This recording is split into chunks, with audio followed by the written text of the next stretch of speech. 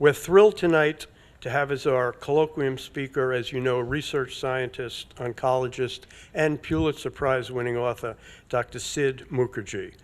Dr. Mukherjee holds a BS in biology from Stanford, a doctor in philosophy from Oxford, where he was a Rhodes Scholar, and he went to Harvard Medical School for his MD.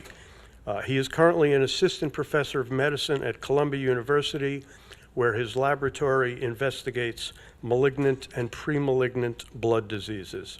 Many of us know Sid as a writer whose profound stories weave together human physiology with deep truths about the human condition.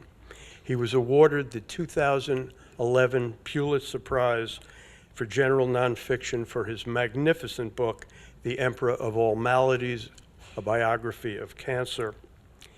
And he is now, has completed the Gene, which I saw many of you have already bought and once signed, which is really an absolutely extraordinary, both a personal journey and a medical journey into that genetic field. The Gene also has won numerous awards, was on many bestseller lists, was a notable book for the New York Times and a Washington Post and Seattle Times Best Book of the Year. I must say this, it was also listed as one of Bill Gates' 5 must-reads for 2016. So without further ado, let me bring up Dr. Sid Mukherjee.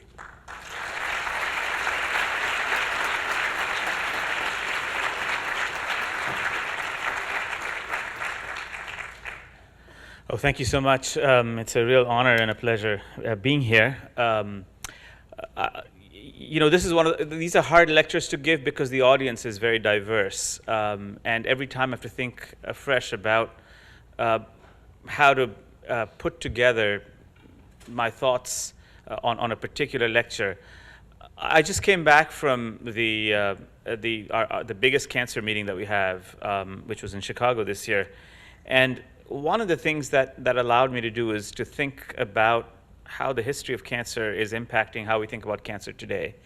So what I thought I would do is spend some time sort of tracing the journey of cancer, but really in the last few minutes talk about the future and talk specifically about how we're stringing together plans to treat cancer in the future. And then I thought I would show a clip. As many of you know, Ken Burns and I worked on the documentary of Emperor for PBS, and in fact, Ken and I are doing the Gene, which will be done by 2019. We're in the middle of scripting and filming right now. But I thought there was a particular moment from that documentary which sort of brought the moral temperature to the right place at the end of that documentary, in which we go to a story of a human being who's going through the process of what I talked about, this ambition, this aspiration to mount the next epic battle against cancer using rational or precision therapeutics. What does it feel like to be a human being in that story? So I'll end with that clip. It's only 3 minutes long, but I think, as I said, really for me humanized the entire book and the process of writing it. I've called the talk A Changing Landscape of Cancer, but as I said, I'm going to spend a substantial time towards the end of the talk talking about where the landscape has brought us today and what some of the thoughts are about doing what's happening next. I'll be happy to answer questions at the end. So just to give you a kind of a global summary of this epic narrative. Obviously, cancer remains one of the most challenging scientific challenges in the history of medicine. And if you look back, if you step back, and if I step back from even the writing of Emperor of All Maladies, it seemed that there were 3 basic phases that cancer had gone through, the history of cancer had gone through, or understanding. And I've called them genes, genomes, cells, genes, and genomes. And we're sort of in the 4th phase, if you imagine this history as 4 fundamental phases. I've called it cancer physiology. And it seemed to me that our transition into this fourth phase of the history of cancer, the medical history of cancer, and perhaps even the social history of cancer, understanding cancer as a physiological aberration and what that means, has enormous payoffs, but also has important considerations about what to do, what patients feel like, what it feels like to be caught in the middle of this understanding. So where does the story start? People have written about cancer since, in fact, the beginning of writings in medicine. This is the Edwin Smith Papyrus from 2500 BC, which was subsequently translated. But case 45 is a particularly moving case in which there's a description which sounds very much like a description of breast cancer. Of course, the word cancer doesn't exist. It comes into human vocabulary much, much later. And even when it first comes into human vocabulary, the word karkinos for crab is really a kind of lumpy word. It lumps together tumors of various sorts, including some benign, malignant. It really refers to a mass or a lump looking like a crab buried under the sand. That said, the disease cancer, like many diseases, existed centuries, millennia before our understanding of the word cancer, or even the word cancer itself.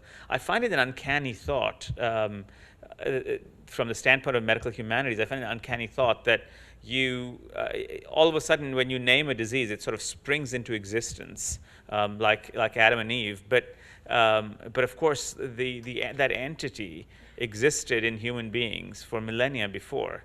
And the one thought I keep coming back to is, what did they call it then? How did they imagine it then? What commonalities did they find? People, did they find a word for it? Was there a word for that particular kind of suffering? It's a thought that comes back to me over and over again as I think about this in the future. So I talked about the word cancer and the physiology of cancer, the idea of what cancer was physiologically.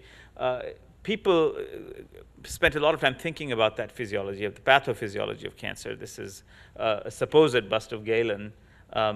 And Galen was among the first to think about a systematic way of describing why cancer happened. Galen believed in, as many of you know, the humoral theory, that the body was composed of four cardinal humors: black bile, yellow bile, phlegm, and blood.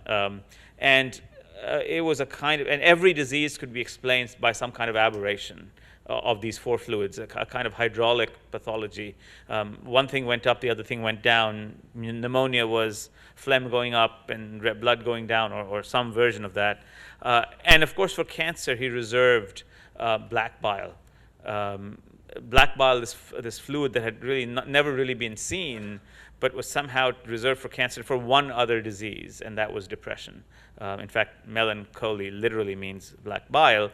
And so this idea that the twin aspects of a physiological or a physical aberration and a psychic aberration, cancer and depression, somehow entwined together. And of course, one thing that we know from the past is that every time there's a claim of understanding of cancer, that claim leads to an attempt to, that metaphor of that claim, the idea behind it, what it means, leads to an attempt to cure cancer based on that idea. So the idea of black bile immediately suggested that the way to cure cancer would be to remove black bile from the body. Here's a scaltatus mastectomy, which is brutal in and of itself. But what's interesting about it is that it was followed by a kind of purging ritual in which they would try to attempt to move the black bile out of the local site of the body. That is itself interesting, but what's also very moving to me is this image from the late 1500s of post-surgical care. Here's a woman that after her surgery has been bound up with an attempt to produce some kind of a brace or a palliation to allow her to live her life after the mastectomy. The modern understanding of cancer doesn't come about until much later, and as I said, every understanding, every metaphor of understanding creates its own attempts to find medicine. And that medicine ultimately reaches a kind of plateau or ceiling, and we have to find a new way of thinking about cancer. This is a process. This kind of knowledge in cancer, it repeats itself over and over again. But the idea that cancer was a disease of malignant cells was something that was brought into being by several people, but remarkably by Rudolf Virchow. Virchow looked down the microscope and began to realize that despite cancers arising from a variety of different tissues, that there was a commonality between all of them: lung, brain cancer, cancer of the liver and the stomach. In all cases, that there were cells that were dividing abnormally. And so all of a sudden, these diffuse entities, as I said, the lumping of the term cancer began to make some kind of physiological sense as a disease of cells. Cells were dividing abnormally, dividing where they should not be dividing. It was a disease of cell division. And Virchow coined the term transformation, and it was used subsequently after Virchow as well to describe the process by which a normal cell would become a cancer cell. Now it's an interesting word because it implies two things. One is that Virchow, based on his work, had already figured out that cancer cells had to arise from normal cells. Now, if cancer cells arose from normal cells, then ipso facto it follows that something must have happened to a normal cell to all of a sudden, or maybe not all of a sudden, make it into an abnormal cell, a cell that was dividing abnormally, invading other tissues, etc. So already in Virchow, the question had been set up. What was that something? What was that something that had happened to a perfectly normal cell that all of a sudden made it impossible for it to obey normal laws of cellular division and begin to divide normally? And if you read Virchow, you begin to understand that these questions had an elemental quality about them. Virchow wondered why wounds heal, why if you make a cut in your hand, that wound heals and opposes itself, but you don't grow a new hand. But when a cancer cell divides, it reaches a place and then continues to divide, Virchow thought, and then begins to invade other places. So there was a really a ruminative process of trying to tease out what cancer was in terms of cells.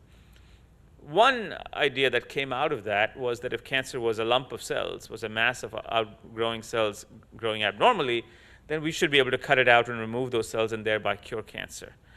So this led to the golden age of cancer surgery. Here is Halsted, William Stewart Halsted, who really would take that idea to its a kind of manic perfection. The idea that if you removed cancer cells from the body, that you would ultimately be able to effect the kind of cures that had been so fleetingly impossible in years past. And for Halsted, really that meant, Halsted's a fascinating character. I've written about him. There have been sort of several important books, and apparently now a new television documentary or serial of some sort on Halsted. I haven't watched it. So, but Halsted is a fascinating character because Halsted was, among other things, he went to Europe where he witnessed the birth of surgery. He was a brave experimentalist, and he began to use a chemical that they had been using in Europe, which was a derivative of cocaine, to try to produce anesthesia, and in fact began to inject himself as an experimental subject. And very soon he was addicted to cocaine. And so then he came from a wealthy family from New York, and he was sent to a sanatorium to detoxify himself. And the chosen drug for the detoxification of a cocaine addiction in those days was another medicine called morphine. So then he became dually addicted to cocaine and morphine. And the legend goes that he would scrub out of surgery, inject himself privately in his rooms. He wouldn't tell the residents, come back in, complete the surgery, and then go right back in and give himself the second dose. Obviously a person who had perfected a kind of sense of both restraint, but also this sort of secret life, which wasn't discovered until even his residents, including Harvey Cushing, didn't know for years later, until years later that the surgeon had scrubbed out, injected himself, and come back right to surgery. It's an astonishing character in history. But Halsted's powerful idea, again based on the cellular theory of cancer. Perhaps this powerful idea was that if you extirpated the cells, if you cut the cells out of the body and remove the mass, then you'd actually begin to cure cancer. And then he made an even bolder hypothesis, and that was that if that was the case, then removing not just the cells themselves, but the tissue around it would actually get more cures.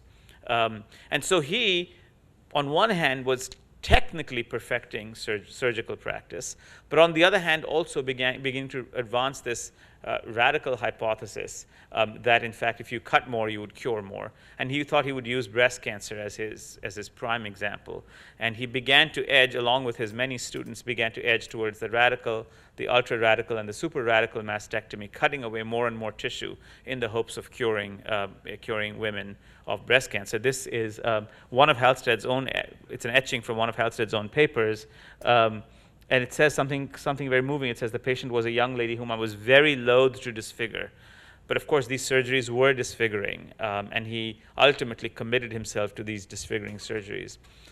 One of the things that happens during this time is that the question of how do you know that your more radical surgery is working becomes a question that begins to have a sort of early ring in the 1940s and 1950s. Women begin to wonder, I'm undergoing this extensive surgery that has removed not just my breast, but also the pectoralis muscles beneath it. Maybe, in some cases, the clavicle bone, the parts of the underarm, etc. How do I know that this is the best way to go? But the profession of medicine, the way that we collect knowledge in medicine, in particular in that time, is so self-enclosed that it's not really possible to understand the answer very quickly. In other words, the surgeon prescribes the operation, and for a patient, it becomes virtually impossible to ask the question because there's no one who is willing to be part of the so-called control arm of a trial. No one wants the less radical surgery. Even the word radical, meaning brazen, or Halstead uses the word radical from the Latin word from root, as in radish. But the word radical also happens to mean brazen and new. And so what woman faced with the prospect of relapsing with breast cancer would say, randomize me or test me on the non-radical arm, when the surgeon himself, trained in this culture of surgery and surgical practices, offering a radical operation. So this trial becomes very tough to run, and it isn't really until the 1980s that that trial is finally run. And when it is run, it's a real shock to oncologists. I remember in my interviews talking to people from the 1980s, and all of a sudden it was as if the ground under their feet had been shaken somewhat, because the crown jewel of the theory that cutting more would mean curing more had been suddenly pulled out. The rug of that theory had been pulled out under their feet. But this was the pivotal trial. Took about 100 years to ultimately run, that showed that local therapy with radiation and local mastectomy was just about as effective as preventing relapse and death from cancer. And it's only in retrospect, of course, we know why. We know why because for women with metastatic disease, for women for whom the breast cancer is already spread outside the breast, more radical local surgery is ineffective because you're cutting more but you're not curing more. And sadly, for women with local disease, more radical surgery is ineffective because there's no disease that's outside the local disease to begin with. But what's interesting to me is not that conclusion. Of course, that's interesting because that tells you something about the biology of cancer. What's interesting to me is the structure of knowledge that allows 100 years to pass between the first attempts at the surgery and that conclusion. So, at the same time that this was occurring, that the radical surgery, radical mastectomy was ascending to its sort of zenith, another idea of trying to kill cancer cells was beginning to take birth. The second was surgery, was radiation. I'm not going to talk about radiation today here, but the third, of course, was the idea that you could kill the cells using a chemical poison of some sort. Paul Ehrlich, the chemist, had fantasized about this, but it wasn't until the release of mustard gas at Bari Harbor that, in fact, this is from that first paper showing that you could get cells toxified by small doses of mustard gas that would allow the birth of chemotherapies such as nitrogen mustard. The same sort of poisonous toxic gas now converted into a form that could be given to patients, allowing that gas to kill cells. It was not a gas anymore, it was in liquid form, nitrogen mustard, to kill cells and thereby try to get cures of cancer by cell kill. And that idea of using anti-metabolites, anti-chemicals to kill growing cells, regardless of why the cells were growing. No one still knew why cells were growing abnormally, but the idea of using a poison or an anti-metabolite was also used by several people, including Sidney Farber, a pathologist and therefore a doctor of the dead, who began to use antifolates in acute lymphoblastic leukemia in children. And by the 1950s and 60s, this idea had gripped oncology, that somehow if you took not just one chemical poison, but 2 or 3 or even 4, that you would begin to get you could achieve the kinds of things that a generation before had struggled to achieve, that you could somehow combine these chemical poisons, again, without knowing the reason that the cells were dividing abnormally. These were usually compounds that were found empirically, either because they were natural chemicals or because of an enormous discovery program that the National Cancer Institute had launched by the 1950s and 60s to try to find such specific cancer chemicals. And lo and behold, there were seminal successes. So by the 1950s, Fry and Freireich at the National Cancer Institute had demonstrated that childhood lymphoblastic leukemia, a disease that carried nearly 100% mortality a decade ago, began to sort of slip down a slope of mortality, becoming increasingly curable, so that by the 1950s and 60s, 30 to 40% patients had longer-term remissions. By the 60s and 70s, almost 60 to 70% of patients with this previously lethal disease, now treated with combination chemotherapy, began to have long-term remissions and potential cures. So this was a radical moment in the history of cancer.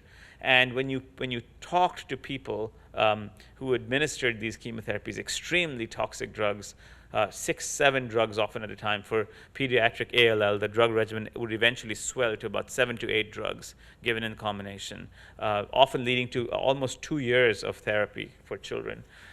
When you talk to people, you get a sense of the infectious enthusiasm that they had, that this was the final key, that these empirically derived cytotoxic, cell-killing poisons given at the right dose would push patients right to the edge of life, but then push cancer over the edge and yank the person back, and thereby getting the cures that had been so fleetingly impossible, or so fleetingly rare and impossible in earlier decades.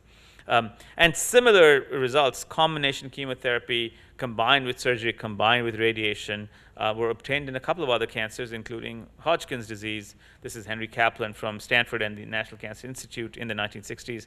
And in childhood leukemia, as I said before, and in some other cancers, such as breast cancer, after surgical and radiation therapy, the addition of chemotherapy really began to start getting longer-term survival. So there was a real moment of infection and enthusiasm and optimism that this would be the missing key that we had lacked for so long. This project was embraced not only by scientists, not only by physicians, but by people in society who were beginning to see their loved ones suffer from cancer. This is Mary Lasker, whose husband, Albert Lasker, would die of colon cancer, and Mary Lasker became one of the fiercest advocates of opening up biomedical research to more funds, opening up the National Cancer Institute, reorganizing it, and launching what would eventually be called the War on Cancer. So this was an advertisement. If you woke up if you woke up one morning, you would all of a sudden see in the back page of the New York Times and the Washington Post this massive advertisement saying, "Mr. Nixon, you can cure cancer," from the Citizens Committee for the Conquest of Cancer. Mary Lasker herself was involved in this kind of advertisement. And if you look at the fine print, somewhere along it says, we expect this to be done. It's a 10-year project. We expect this to be done in 10 years if we had just released the funds. To me, what's interesting about this poster is the single C cure and single C cancer. One disease, one cure, one form of a cure. Perhaps it's a combination of four or five or seven chemotherapeutic drugs, again, discovered empirically. No one who wrote this advertisement could tell you, if you asked them, well, what causes cancer, no one could tell you definitively what the answer was at that time. There would be a big debate in the field about what the common cause was of this 1C cancer. And this, of course, led to the vast expansion of the National Cancer Institute budget, starting from the 1970s, going up to the early 2000s, but only a very modest effect on cancer mortality. Here are data from up to the 2000s looking at male versus female cancer mortality in the United States. The expected curve in red, of course, expected is just a straight line, and the actual mortality, which there was a flattening, but it wasn't the 10-year Mary Lasker expectation that this curve would dip down and vanish into zero, which had been imagined by those advertisements. Now, what's interesting is that if you looked within the world of cancer, you began to see, if you deconvoluted those plots and looked within the cancers, you began to see actually very interesting patterns. So obviously, with lung cancer and bronchus cancer, you see this phenomenal rise and a fall, driving much of this flattening, and that's primarily a prevention-driven strategy. That is the cessation of smoking, so the anti-smoking. But for other cancers, you see somewhat different patterns. Stomach cancer is very dominant in the early part of the century and then slowly falls off for reasons we still really don't understand. There's some strong hypotheses about why. Other cancers like leukemia, somewhere here, slowly drop off. That's mainly because of chemotherapy and cure. And then breast cancer is somewhere in the middle, where it's a combination of many things. Changes in epidemiology, changes, some role of preventative screening, some role of treatment and therapy, and ultimately leading to about a 1 to 2% decline in breast cancer, age-adjusted breast cancer mortality for the last 10 or 15 years. So the question, as we edge towards the 1980s in the field, was if those efforts had really come to a kind of plateau, should we go back to the drawing board and start to reimagine what cancer was? What is cancer? What is cancer? Where does it begin? And what is the commonality? Why is it that cells in these diffuse parts of the body have started undergoing this process of malignant division? And that brought us right back to Virchow. To this idea of transformation. What had happened to that normal cell to convert it into an abnormal cell? And there were four major ideas about what had happened. One was heredity. So this is a Brazilian ophthalmologist who had observed cancer moving through multiple generations in the eye. So he and others had thought that some hereditary component, later called genes, had to be involved. This is Percival Pott, who thought the environment had to have a role because Pott had observed that chimney sweeps going up and down chimneys, young boys had a high incidence of scrotal cancer, and something in the chimney soot must be causing this cancer. For the longest time, people knew the chance was involved because you could get cancer sporadically. Within a family with a heavy history of cancer, you could get cancer sporadically even within that. And just down the road, Peyton Rouse had argued that viruses were the cause of cancer.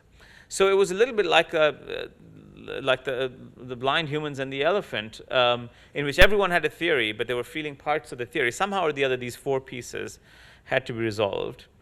And that was ultimately resolved in the 1980s by bench scientists, by basic scientists, who made the observation, now central to the theory of cancer, that alterations in growth controlling genes cause cancer. So all of a sudden, these 4 pieces began to make sense. You could alter the growth controlling genes by, you could inherit the genes, the altered genes. BRCA1 mutation is one example, Lynch syndrome, another example. Those genes could be mutated by the environment, carcinogens. In fact, interestingly, Pot coined the term carcinogen way back when, long before it was even known what it could be.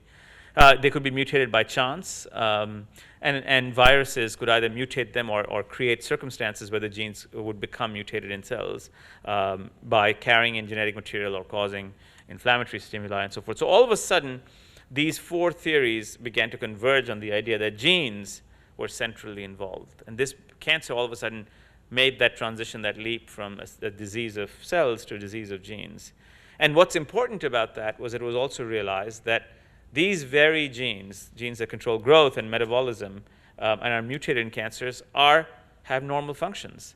So, in fact, cancer was a distortion of normalcy. The very genes that cause our embryos to grow turned out to be the genes that when mutated, cause cancers to grow abnormally. The very genes that allow our wounds to heal or cells to move are abnormally regulated or abnormally or abnormally regulated in cancer.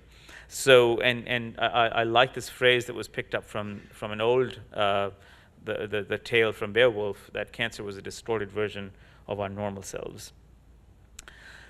So the question then turned to, if alterations in growth controlling genes cause cancer, how many are there and how common are they? Is it one gene? What is the, so going back to Virchow's question, is it one gene per cancer? Is it 3 genes per cancer? What is the nature of this genetic abnormality which causes cancerous change? And it was very clear that it wasn't one gene. That became clear quickly because the technology was available to do that. So here is a picture from Bert Vogelstein's early papers, one of Bert Vogelstein's early papers, showing that process, Virchow's famous transformation process, now walking through it. And on top, you see the process of transformation. And the bottom, you see the genetic correlates of that process. So one gene mutates to a second gene, adds a third gene mutation, fourth gene, and others, ultimately leading to the process. This is an old diagram. Not every piece of this would apply currently right now. In fact, we don't believe that there are many genes that are mutated between the metastasis of a cancer and the primary cancer. But that said, this was a process that was expected to happen. Many genes were mutated in a single development of a single cancer. Much modified in later years. And that led us to an appreciation that cancer was not just one, it was not the result of just one genetic aberration, but many. And so now you could ask the question, enabled by not genetic, but genomic technology, how these genes overlapped. What was the genetic overlap between one cancer and the next? So here's my schematic of it, and we're actually now getting pretty close to current times. So things are a little bit more complicated, but it's worthwhile walking through this because this knowledge will allow us to start using these, I think, in today's world. So stay with me for this slide. This is just a depiction of a schematic in which, let's say, a woman with breast cancer walks into a clinic, and all her genes are splayed out from her first to her last on a piece of paper, schematically. And we can identify the mutations that she has in her cancer. And here you have 8 different mutations in her breast cancer. So that's the map, as it were, a fingerprint, her genetic fingerprint of her cancer. Here's a second woman who comes into the clinic, maybe has, for all intents and purposes, if Virchow had looked down the microscope, would have seen the same cancer, breast cancer in the right breast. Halsted would have operated on the same cancer. Farber would have given her the same chemotherapy for that same breast cancer. But if you look at the genetics of her breast cancer, it turns out that the genes that are mutated in her case have some similarities, but are different from the first. Here's a third woman, would have gotten the same chemo from Farber, would have been operated the same way by Halsted, would have gone back to the same place in medical therapy for decades, and her cancer looks completely different. All breast cancers, incidentally.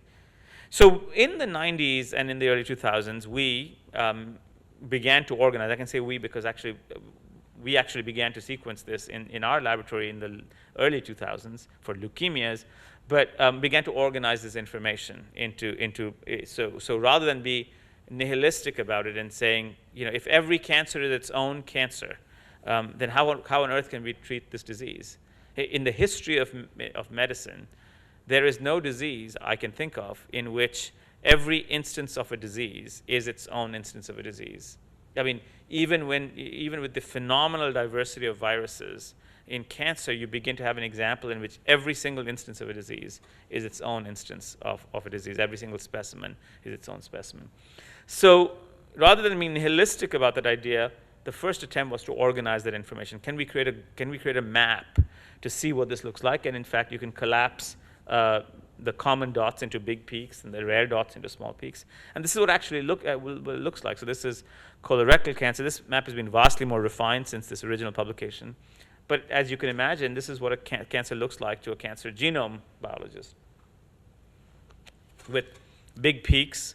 And people who are in the field, you could call them some names, KRAS, APC, whatever, but big peaks of genes that are frequently mutated in this one cancer, smaller peaks, and then little dots. This dot, again to remind ourselves, belongs to one human being with one specimen of cancer, and is not shared by any of the 40, 50, 60, 100, 200 other cases of cancer of the same type. But nihilism aside, this led to the idea of so-called targeted therapy, that we could actually use this genetic information, and if we could now drive chemicals to lodge into the gene products made by these genes, if these genes were really driving the malignant proliferation of cells, we should be able to shut it off as almost like a lock and key. And certainly in some cancers, like chronic myelogenous leukemia, this was achieved by the early 2000s. This is a molecule that many of you know called Gleevec, imatinib, and this is the gene product of in leukemia, a product called BCR-ABL, and Gleevec synthesized entirely chemically. This is not a molecule found in nature. Human beings made this molecule. Can lodge into the cleft of a cancer-causing gene product and essentially shut it off. Personally, I find this technology just mind-bogglingly beautiful. In the age where people have talked about how social media is an interesting technology, it sounds like child's play compared to making a molecule from scratch, building it like you're stitching something together and then making it lodge into a cancer-causing gene product. Anyway, that's the pivotal trial from CML. I used to treat CML. I still treat CML, and it was for us. It was as if someone had dropped a miracle on our laps. This is the pivotal trial which showed what happened with patients being previously. This is survival curve. So every little dot is a patient that's dying over the course of time. And this is what happened when patients were treated with either old therapies, interferon, or chemo. And this is that same survival curve when patients treated with Gleevec. They basically, their lives became normalized. And it was truly watching. I mean, I experienced one edge of it, and it was truly like watching a miracle coming into play. And similar results, although not of that magnitude, were found in other cancers. This is Barbara Bradfield. I've written about her. She was the first woman to receive Herceptin for HER2-positive breast cancer. Again, you genetically had to annotate the cancer to confirm that in fact that genetic aberration was present. What wasn't present in every breast cancer, that's why that arrow shows only a little bump. But if you had that genetic aberration, then this is again from that pivotal trial. This Barbara Bradfield is a dot in this in one of these trials. You would have a really spectacular response. So this is in breast cancer that had metastasized, if it was HER2 positive, the use of Herceptin, a dramatic change in 5 years of disease-free survival from 60-some% to 85%. This was a pivotal victory in breast cancer and certainly in cancer therapy. A targeted drug that, if you genetically annotated the cancer, would have a remarkable effect. And then the next step in the 2000s was to use this approach, and rather than treating women whose cancer had already metastasized, we went back to some extent to Halstead and said, what if we treat those patients who just had local breast cancer but had the potential of spreading, who in the future, 10 years from now, might have relapsed metastatic breast cancer? What if we use that same drug on those patients? And here is that trial moving a survival from 86% to 91%. So this was, I mean, most people in oncology would consider these trials pivotal because they began to change the way we think about cancer, because now all of a sudden you could begin to create a new formula and a hypothesis. So could it be that if we detected the cancer early enough, understood the potential of metastatic spread in some people, personalized it using genetic annotation and delivered targeted therapy, would you now begin to see the kinds of cures that have been so hard to get in, or remissions or long-term survivals that have been so hard to get in the previous years? So that was where the field sat for a while. And now we're living a time in which we're trying to flesh out and test that hypothesis. The writer Lou Thomas, who I'm an enormous fan of, a physician writer, I practiced, was at NYU for years, wrote about an astonishing moment in his lifetime when he began to see the application of the rational precepts of medicine on the therapy of people. So rather than treating diseases as if they were arbitrary and had to be managed symptomatically, Thomas began to see the application of these so-called rational precepts to the treatment of heart disease, for instance, heart failure, or the treatment of pneumonia, the understanding leading to the therapy. And it was both a frightening time, but also an exhilarating time. And that's sort of where we're edging towards oncology. I've likened it to being the adolescence of a field. We're in a kind of peculiar adolescence where we're starting to understand or try to understand physiology and launch this grand experiment.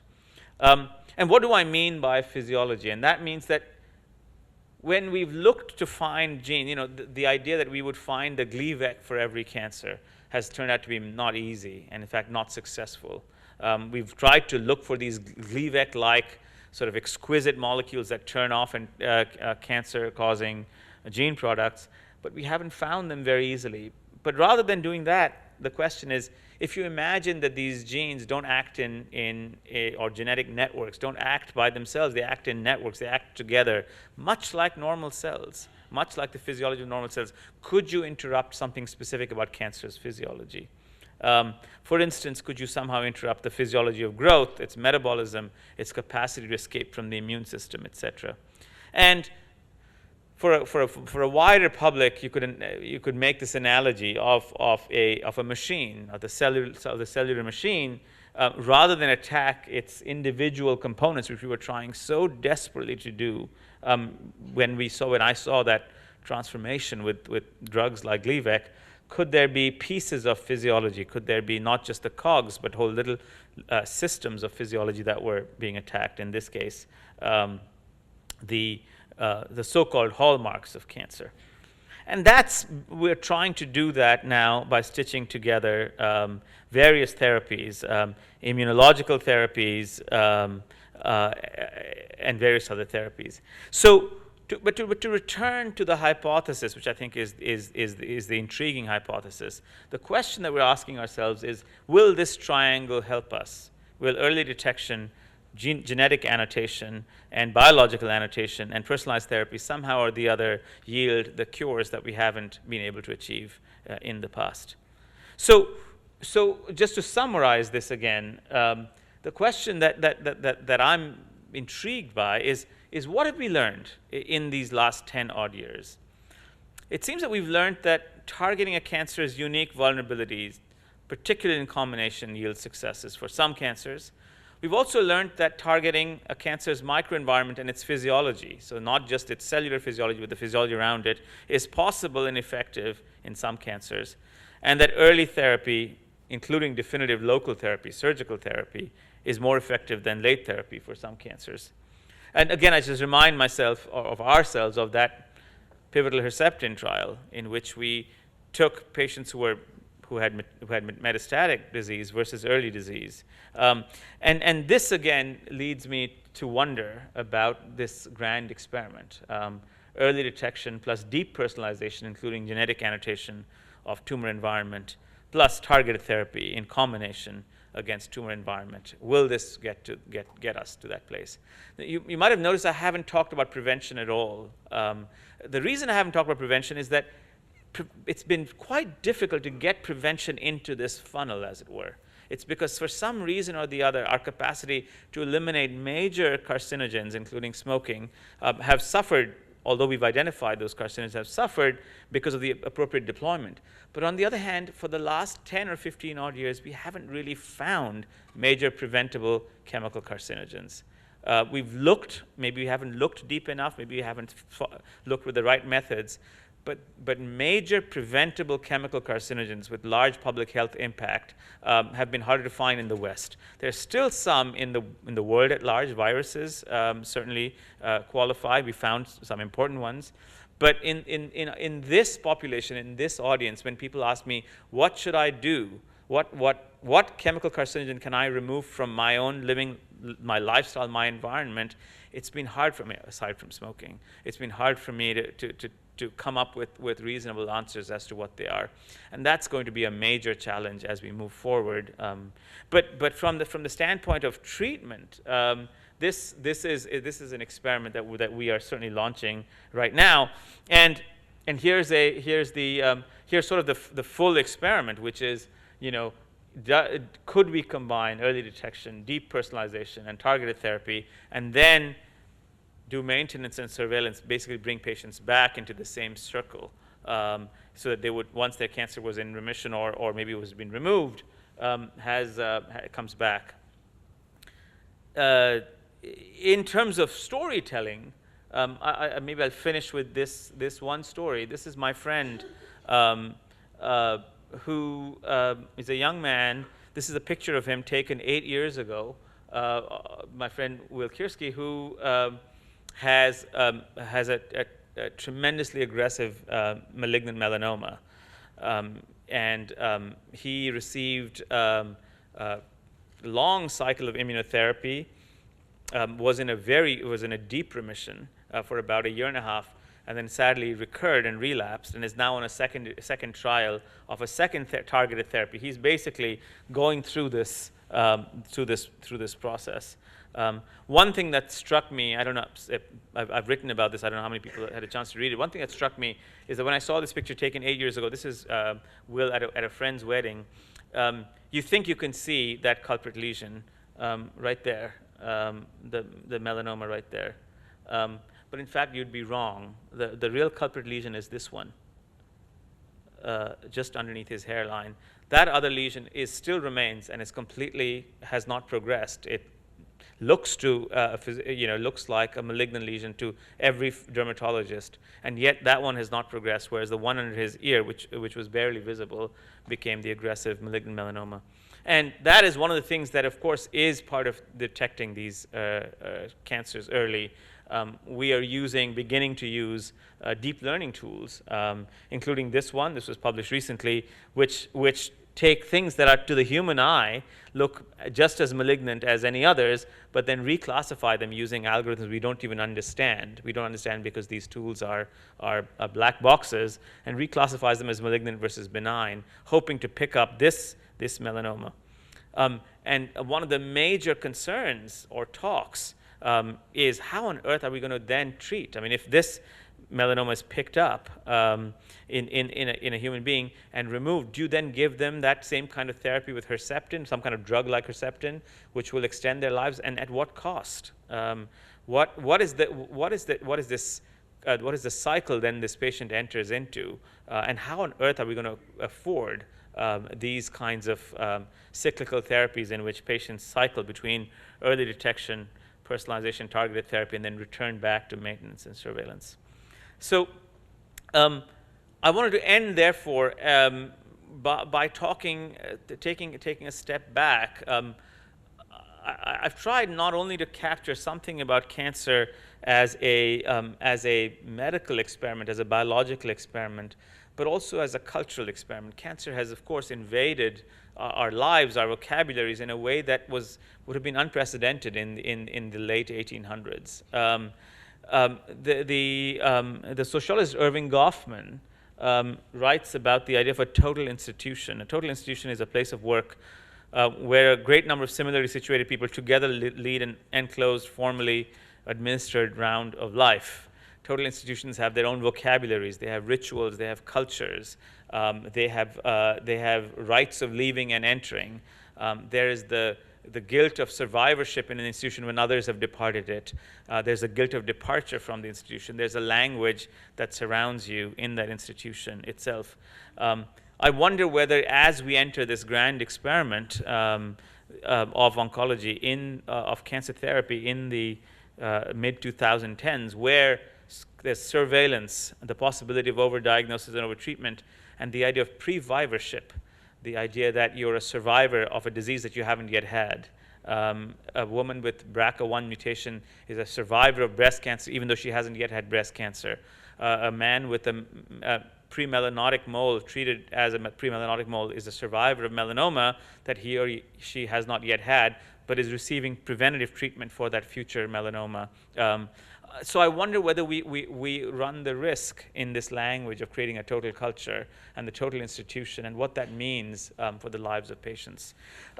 So on that note, just spanning, epic narratives become individual narratives when you change the focus to individual humans. And so what I thought is I would end with a piece that comes from the film that Ken and I made on Emperor of All Maladies. And it was an extraordinary piece because we were looking, while we were making this film, we were looking to try to capture someone who was in this cycle of knowledge. And through channels, someone brought news of an extraordinary cancer surgeon, breast cancer surgeon, named Lori Wilson, who was herself diagnosed with breast cancer in the middle of her surgical practice. You can imagine the enveloping levels or the spiraling levels of irony and defeat, but also for her enthusiasm and optimism, because she had been very much at the front itself. Kept coming back to me. Lori has subsequently become a friend, but she really, through an act of extraordinary generosity, basically ignoring all the sorts of rather draconian regulations that don't allow us, for some good reasons, but really don't allow us to tell patients' stories, really allowed us to enter her life because she thought she would contribute to some broader knowledge. So Lori is alive and well today, in the middle of several sort of cyclical rounds of therapy. But I thought I would end by bringing you to day 0 of her entry into the total institution of cancer. And I'll thank everyone beforehand and then take questions after. So here's a clip from Lori entering cancer world, as she calls it, on day 0.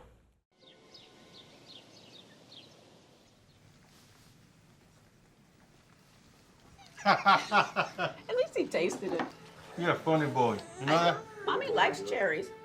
It's been a month since Lori's diagnosis, and her 20-week regimen of chemotherapy has begun. Like some. Yum, yum, yum, yum.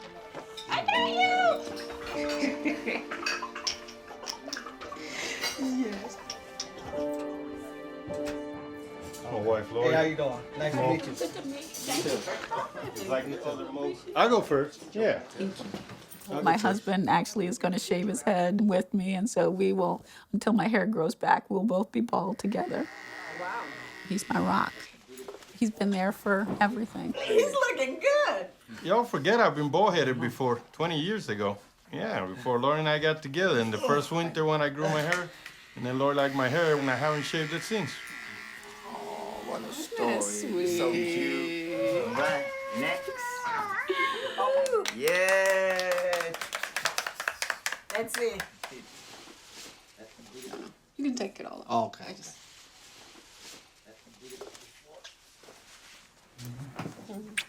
You okay? It'll be okay.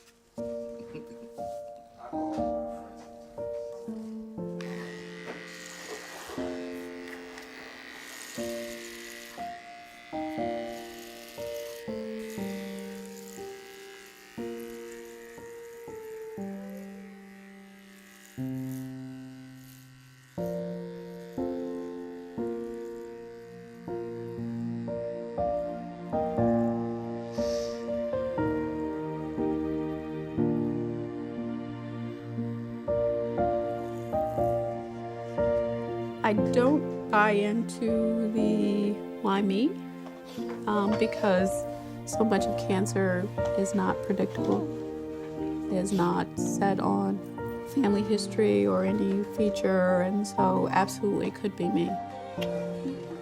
Hey, Nene, you recognize Mommy? I have a 19-month-old and I want to see my son grow up, see my son get married and go to grad school and, you know, all the good stuff that we expect for family. And with this diagnosis, that's a more difficult thing to see.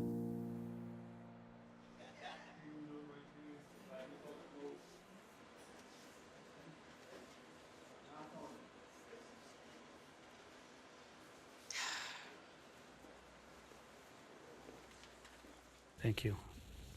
I'm happy to take any questions.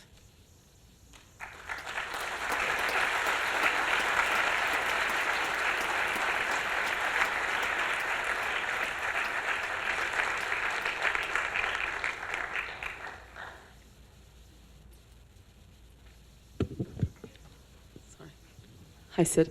Hi. My name is Lippy Roy. I'm with NYU Department of Population Health, and so prior to my moving to New York, where I now oversee, where I was overseeing addiction efforts at Rikers Island, I was a doctor to Boston's homeless population. Yeah. And never in my career have I diagnosed, I personally, as a general internist, diagnosed more cancer than at that time in my career. We found out later that the leading cause of death amongst my patients ended up being drug overdose, which overtook cancer and heart disease. And I know you touched upon prevention a little bit, but I was wondering if you could talk a little bit just about the really the complex medical and psychosocial aspects that really go into all of our patients' lives. You know, our patients struggle with trauma and depression and mental illness and substance use, and all these can act as barriers to getting the care that they need, not just in terms of prevention, but even throughout the treatment, the proper diagnosis and treatment of our patients. So I just wonder how you think would be best to really engage our patients in getting the treatment that they need, and to just how best to navigate that. Thanks. Oh, it's so much outside my area of expertise. I wish I could tell you. Well, you know, I know some of your work at MGH. Or in Boston. Were you at MGH? Or? Yeah. So I know the areas. It just lies. The challenges there, as you've pointed out, are enormous. Let alone this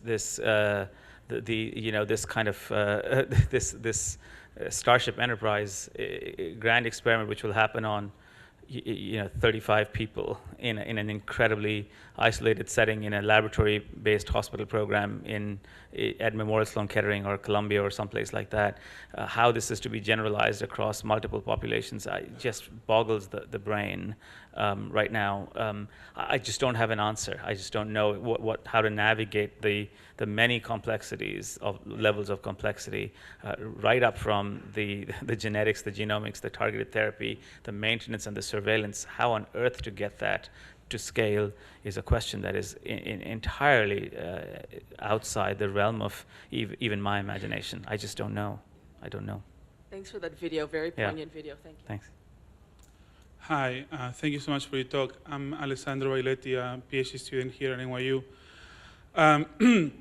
I guess as an individual whose a lot of my social groups, I'm one of the only scientists, and especially one of the only geneticists and cancer biologists.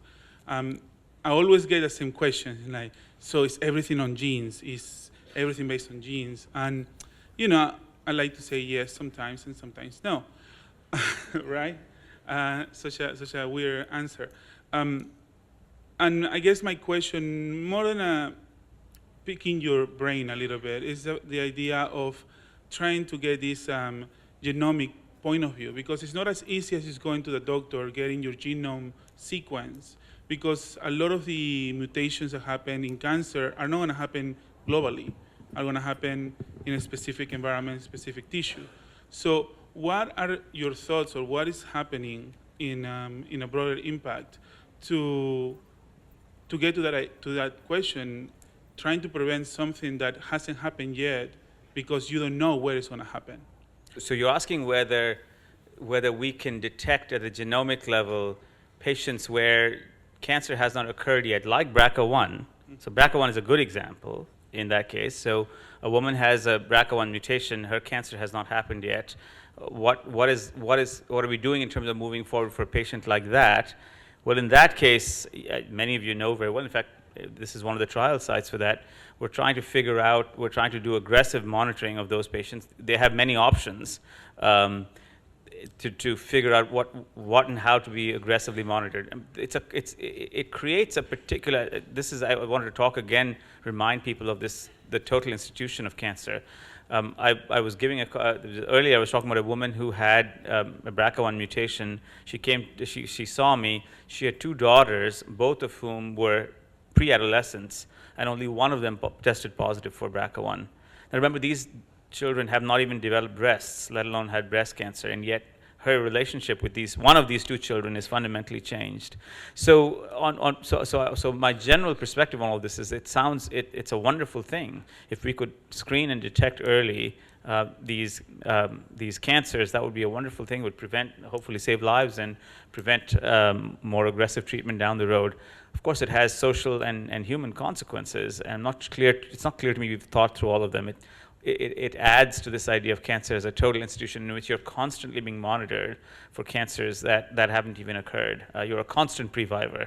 Now imagine, instead of BRCA1, you magnified this across multiple genetic mutations or multiple genetic susceptibilities.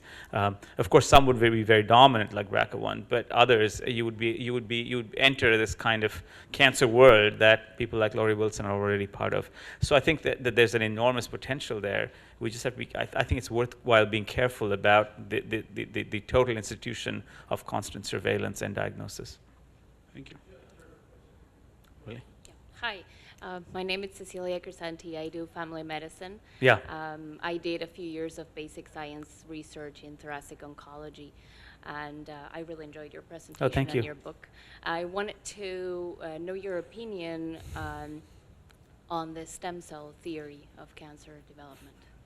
So there are many stem cell fields of cancer. Just to clarify, there's not one stem cell field of cancer. One field of cancer, one stem cell cancer interaction or intersection is, do cancers behave like stem cells? And a subfield of that is, are there cancer stem cells? Is there something about self-renewal that's recapitulated in cancers? There's been a lot of work done on this with some seminally positive data. The second field is the use of stem cells to treat cancer. It really is a separate entity. And there, in the cancers that I treat, leukemias and lymphomas, we've had certain successes with using blood stem cells. But aside from that second field, therapeutic use of stem cells in cancer has been much, much more limited. So I think the idea that there's some fundamental kind of malignant self-renewal that cells pick up, which then becomes translated into the growth of cells, it's an attractive idea, has not really translated thus far into attractive therapeutics. Do we have time for one more? Sorry, yes, you were up there first, sorry. Hi, can you hear me? Yes. Okay, I'm Alexandra, and I wanted to ask you about finding a balance between technical expertise in a field where you need to have so much technical expertise and retaining the appreciation that you have for individual stories and for what it means to be a human with this disease and what it means to be a human with any disease and how this affects the human condition, and also to have this really immense technical expertise and this ability to find radical new ideas that have actual technical physiological effects in these patients, while not losing sight of who the patients are. Yeah, it's a beautiful question. You know, it's obviously that's something that I think all doctors struggle with. The nose to the ground kinds of things that happen when you are treating patients. I saw patients this morning, and it was I was uptown. I saw one patient this morning, and it's interesting. In the afternoon, then giving a lecture, sort of a meta lecture on where we're going in cancer, having sort of undergone that action myself earlier during the day. It's a little bit like taking a plane ride, and all of a sudden you see the same landscape from the airport, and you all of a sudden are several miles above, looking at that same place from several miles above, and it can be very disconcerting. I think it's a struggle that all doctors have. I think it's something that the profession makes you think through, and one of the extraordinary ruminative capacities of medicine is to do precisely that, is to somehow or the other not lose what it means to be, while you're in the technical weeds, not lose the sense of what it means to be a human being. I think that to me, I write to think, and my writing to think allows me to actually to have that, to ascend that change in landscape without having very acute moral vertigo. Thank you. Thank you.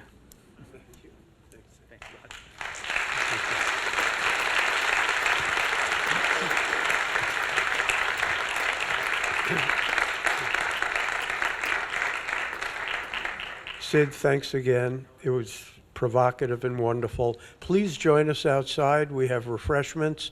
Those of you who would like to buy and have a book signed, please line up at Alumni B. Thank you very much.